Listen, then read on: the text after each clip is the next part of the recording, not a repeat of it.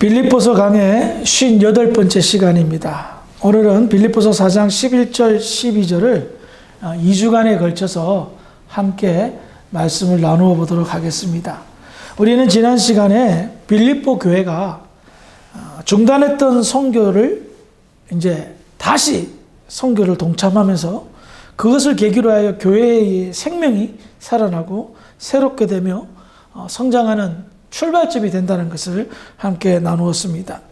오늘은 빌립보서 4장 11절 12절에 나와 있는 바울의 이야기 가운데 특별히 바울이 어떻게 사역을 했는가, 그 사역 철학에 관해서 함께 말씀을 나누어 보도록 하겠습니다. 바울은 중단되었던 선교 사역에 동참하며 자신에게 헌금을 드린 빌립보 교회에 감사를 표했습니다. 그런데 바울이 이렇게 선교 헌금을 받았다는 이것을 통해서 단지 물질을 받았기 때문에 이 빌립보 교회 성도들에게 감사합니다 라고 생각하지 말아 주었으면 좋겠습니다 라는 말을 합니다. 그 말을 바로 4장 11절인데요. 다시 한번 읽어볼까요? 4장 11절 시작. 내가 궁핍함으로 말하는 것이 아니니라. 어떠한 형편에든지 나는 자족하기를 배웠노니. 바울이 왜 이렇게까지 이야기를 할까요? 물론 이 말씀들은 바울이 가지고 있는 사역에 임하는 자세고 사역의 철학입니다. 어떠한 형편에든지 나는 자족하며 사역한다는 것이죠. 그런데 그가 이렇게 자족하며 사역하는데 헌금에 관한 부분은 상당히 민감하게 반응했단 말입니다. 왜 이런 이야기를 할까요? 바울은 이것으로 인하여 사역을 하면서 요즘 말로 하면 스트레스를 많이 받았기 때문입니다. 사도행전 20장 33절부터 35절의 말씀인데요. 제가 천천히 읽어드릴 테니까 경청하시기 바랍니다. 내가 아무의 은이나 금이나 의복을 탐하지 아니하였고 여러분이 아는 바와 같이 이 손으로 나와 내 동행들이 쓰는 것을 충당하여 범사에 여러분에게 모본을 보여준 바와 같이 수고하여 약한 사람들을 돕고 또 주 예수께서 친히 말씀하신 바 주는 것이 받는 것보다 복이 있다 하심을 기억하여야 할지니라. 이 말씀의 배경은요, 에베소 교회 장로들에게 고별 설교를 하는 말씀 가운데 나온 내용입니다. 바울이요, 예루살렘의 고난을 받기 위해서 앞으로 어떤 고난이 닥칠지 모른다는 성령의 경고를 받았음에도 불구하고 하나님의 인도로 예루살렘으로 갑니다. 그와 같은 노중 속에서 바울은 밀레도라는 지역에 머무게 되는데요. 그 지역에서 이제는 어떻게 생각하면 다시는 못 볼 수 있겠다라는 생각에 에베소 교회 장로님들을 초청합니다. 내가 지금 밀레도 지나가는데 거기 좀 들리세요. 우리 마지막에 인사를 또 합시다. 라는 거예요. 그러니까 바울의 상황이 굉장히 심각한 상황이었고 어쩌면 마지막 상황이라고 생각할지도 모르는 그런 상황이었던 겁니다. 그런데 그와 같이 에베소 교회 장로님들을 불러가지고 함께 덕담을 이야기하고 또 교회에 관해서 또 부탁을 하면서 지금 이 이야기를 하는 거예요. 저는 물질을 탐하는 사람이 아닙니다. 물질에 욕심을 가진 사람이 아닙니다. 형편에 따라서 텐트, 천막을 만드는 일을 하면서 저의 사역에 물질을 충당하였고요. 그리고 틈틈이 저의 자비로 힘든 사람을 도와주었습니다. 여러분들도 주님께서 받는 것보다 주는 것이 좋다고 하였사오니 그렇게 하십시오. 왜 이런 변명 아닌 변명을 할까요? 이유가 있었습니다. 그것은 복음의 대적자들이, 회방자들이 바울은 돈밖에 몰라, 돈을 위해서 일해 라는 말도 안 되는 공격을 하였던 겁니다. 그래서 바울은 사역을 하면서 혹여나 이런 유언비어로 인해서 사람들이 자기에게 색안경을 끼고 있는 상황 속에서 상당히 마음의 부담을 가지고 있었고요. 어느 지역에 가든지 간에 헌금 이야기를 꺼내지 않았습니다. 하나님의 은혜로 충당이 되면 그것으로 사용하였고요. 그러지 않으면 자기가 천막 만드는 기술을 이용하여 천막을 만들어서 선교비에 충당하였던 것입니다. 그런데 이런 이야기를 빌립보 교회 성도들에게도 뉘앙스가 비슷하게 반복하여 이야기하고 있는 거예요. 에베소 교회 장로들에게도 빌립보 교회 성도들에게도 반복해서 그 이야기를 하고 있습니다. 어떤 의미일까요? 사탄이 장난치는 상투적인 방법이 이런 방법이기 때문입니다. 헌금은 상당히 신성한 것이고 영적인 것입니다. 그럼에도 불구하고 이 헌금은 시험을 초래하는 민감한 사안이기 때문입니다. 헌금하는 행위는 어떤 행위입니까? 다른 데 있지 않습니다. 하나님이 주신 은혜에 감사해서 성령의 감동으로 자발적으로 드리는 것입니다. 그리고 드릴 때에 누구 뒷주머니 차게 하기 위해서 한 것이 아니죠. 하나님의 나라의 영광을 위하여, 하나님의 나라의 확장을 위하여, 교회와 사역자들을 위하여 헌금을 쓰여지기를 바람으로 드리는 것입니다. 궁극적으로는 하나님께 영광 돌리는 것입니다. 더 나아가서는 하나님의 나라를 확장하기 위해 쓰임을 받는 것입니다. 그런데 이 헌금이 혹여나 잘못 사용되어진다면 그건 다 불보듯 뻔하게 시험의 역사, 실족의 역사가 나타날 수밖에 없습니다. 그래서 교회에 큰 혼란이 오죠. 사탄은 이것을 즐겨 사용합니다. 쉽게 틈이 타지고 쉽게 무너뜨리는 것이 바로 물질이기 때문입니다. 헌금이기 때문입니다. 그런 사실을 잘 알고 있었기에 바울은 억울한 유언비어로 누명을 쓰고 있었음에도 불구하고 또 조심했습니다. 그럼에도 불구하고 계속해서 이런 유언비어가 바울의 심정을, 마음을 아프게 했던 겁니다. 오죽했으면 죽을지도 모르는 그 노정 속에서 굳이 에베소 교회 장로님들까지 불러가지고 그 이야기를 또 꺼내겠습니까? 그 정도로 바울의 심리가, 마음이 굉장히 아팠던 모양입니다. 그래서 그는 당당하게 저는 지금까지 물질 때문에 사역하지 않았습니다. 물질을 단 한 번도 탐하지 않았습니다.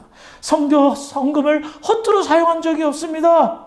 그리고 부족하면 제가 직접 일해서 그것을 채웠습니다. 왜 회개보고를 합니까? 사탄이 장난쳤기 때문이라는 것을 그가 잘 알고 있었기 때문입니다.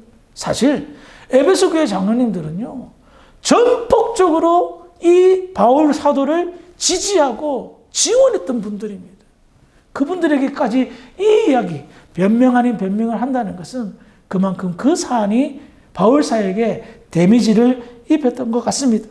아무튼 바울은 한 영혼이라도 혹여나 유언비어에 실족할까봐, 그래서 마음을 쓰리고 아프지만 반복하여 그들에게 자신의 정당함을 이야기하고 있다는 겁니다.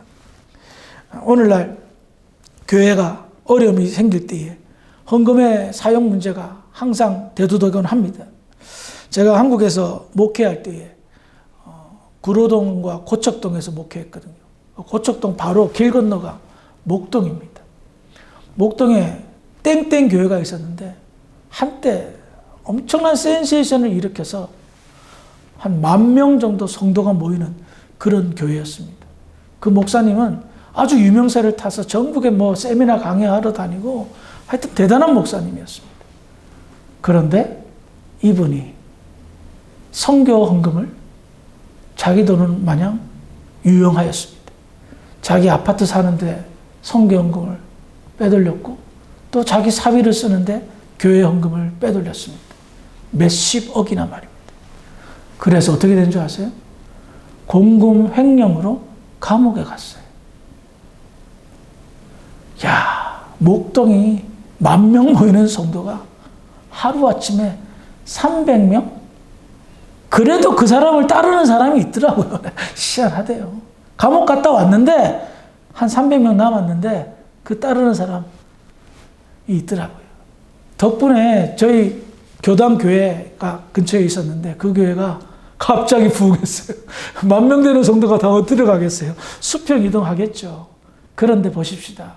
그렇게 믿고 따르는 목사님이었는데, 전국에 유명세를 끼쳤던 목사님이었는데 몇십억의 헌금을 자기 마음대로 유용하고 아파트 사는데 쓰고, 교회가 왜 그런지 모르겠어요.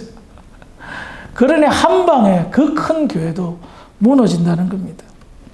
사실 저도 목사이기 때문에 물질의 유혹이 얼마나 큰지 잘 알고 있습니다. 솔직히 세상에 돈 싫어하는 사람이 어디 있습니까? 돈 싫어하는 사람 없습니다. 속세를 떠난 스님들도 돈 문제로 뭐 그냥 조폭들을 사용해서 뭐 절끼리 싸우고 그러더라고요. 이게 인간이에요. 인간이란 말이에요. 돈의 유혹에서 쉽게 이렇게 마음의 여유를 가질 수 있는 사람은 없습니다. 그렇기 때문에 나를 잘 알기 때문에 우리는 쉽게 유혹에 빠지기 때문에 조심 또 조심해야 된다는 겁니다. 제가 통영에서 부목사 생활했을 때도 이런 일이 있었습니다. 교회 회계 보는 집사님이 계셨는데요. 교회가 성견을 열심히 한 것 같은데도 교회 통장이 7천만 원 정도가 있었습니다. 그 돈을 들고 튀었습니다. 교회 남은 잔돈 7천만 원, 잔액을 7천만 원. 지금으로부터 20년 전이니까 작은 돈은 아닐 겁니다. 그런데 교회마다 그런 일들이 비일비재하게 일어난다는 것을 그때 알게 되었습니다. 그 교회뿐만 아니라 다른 교회도 그런 일이 있었고 다른 교회도 그런 일이 있었단 말이에요. 그러니 목회자도 헌금에 손을 대는데 일반 성도들이 자기가 지금 주머니가 좀 약하면 왜 헌금에 손을 안 대겠습니까? 자기가 그걸 관리하는데. 지금 현재 한국 교회가요, 어떤 상황이냐면 어떤 이슈가 하나 있어요. 그게 뭐냐면 목사의 이중직 문제입니다. 이중직이라는 것은 목사도 하면서 다른 직업을 가지는 것입니다. 어떤 분들은 이 일을 찬성하고 어떤 분들은 이 일을 반대합니다. 둘 다 일리가 있습니다. 자기 생각에 다 틀린 건 아니에요. 직분을 가지고 일을 할 수 있고 안 할 수도 있는 겁니다. 그런데 여러분 생각 어때요? 제가 먹고 사는 것 때문에 목회를 하면서 다른 생계를 위해서 일을 한다면 아마 제각각 생각이 다를 겁니다. 왜냐고요? 답이 없기 때문입니다. 근데 분명한 것은 있습니다. 목사가 목회를 하면서 일을 할 때에 성도가 누군가가 시험에 든다면 안 하는 게 맞고요. 모두 다 공감한다면 해도 괜찮다는 겁니다. 왜 이런 얘기가 나옵니까? 생계가 어려워지니까. 힘이 드니까. 그래서 지금 어떤 신학교에서는 실천신학이라는 과목을 통해서 목사가 커피 만드는 기술도 배우고 뭐 그러는데도 요즘은 생겨났다고 그러더라고요. 제 때는 없었는데 말입니다. 바울이요, 오죽했으면 그랬겠습니까? 하도 사람들이 그런 얘기를 많이 하니까 감당이 안 되니 죽으러 가는 그 길에 죽을지도 모르는 그런 길을 걸어가는 상황 속에서도 그 이야기를 꺼냈고, 지금 여기는 무엇입니까? 감옥에 갇혀 있는데도 그 이야기를 또 꺼낸다는 겁니다. 이런저런 이유를 통해서 오늘 본문은 사실 목회자뿐만 아니라 모든 성도들에게 귀한 교훈을 주고 있습니다. 무엇일까요? 이 말씀입니다. 다시 한번 4장 10절, 11절을 읽어보겠습니다. 시작. 내가 궁핍함으로 말하는 것이 아니니라. 어떠한 형편에든지 나는 자족하기를 배웠노니 나는 비천에 처할 줄도 알고 풍부에 처할 줄도 알아. 모든 일 곧 배부름과 배고픔과 풍부와 궁핍에도 처할 줄을 아는 일체의 비결을 배웠노라. 바울이 이렇게 이야기하는 것은 뭐예요? 나는 자족하는 비결을 배웠다는 겁니다. 바울은 그 어떤 환경 속에서도 스스로 만족하는 마음의 자세를 가졌습니다.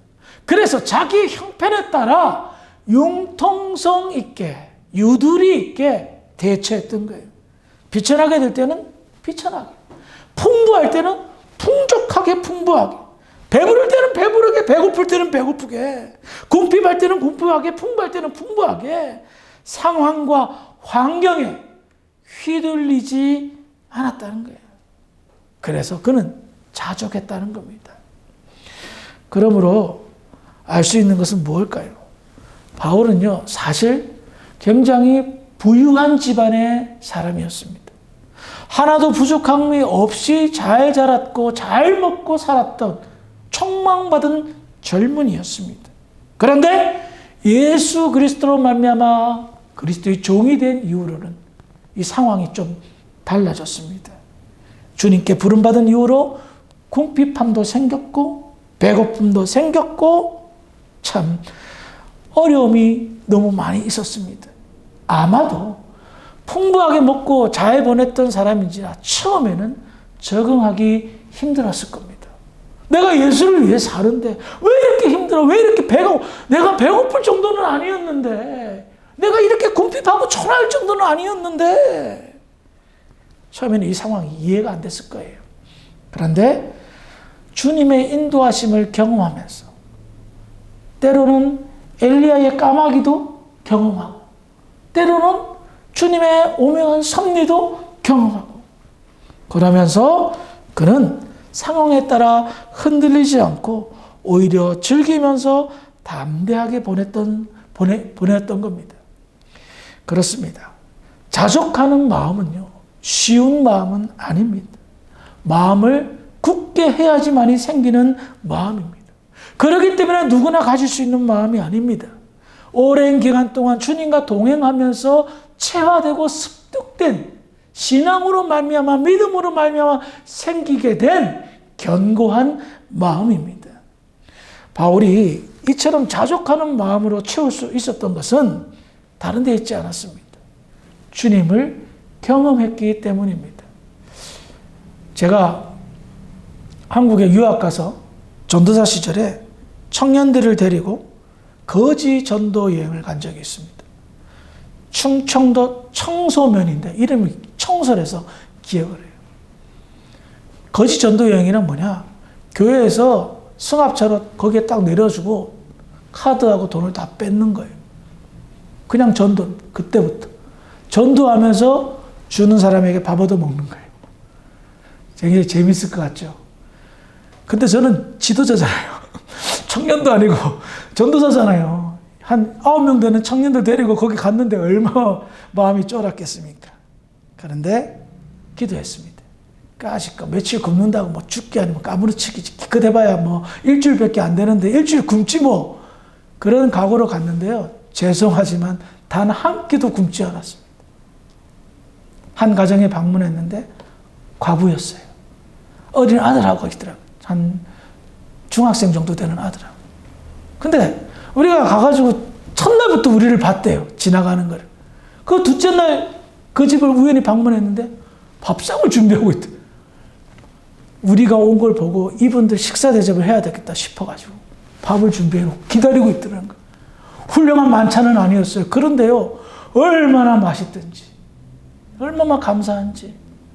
거기에 우리 청년이 감동을 받아가 한 청년이요, 자기가 새로 산 기타를 그 아들이 기타에 관심을 가지니까 너 가져하고 줘버린 거예요. 그 당시 돈으로 30만 원짜리를 그냥 주더라고요. 그래서 제가 잘했다 그랬어요. 그래, 아낌없이 주는 것도 배우는 거라고. 우리가 받았지 않냐고. 그리스도의 사랑을 받았지 않냐고. 예? 그게 바로 하나님의 오묘한 섭리예요.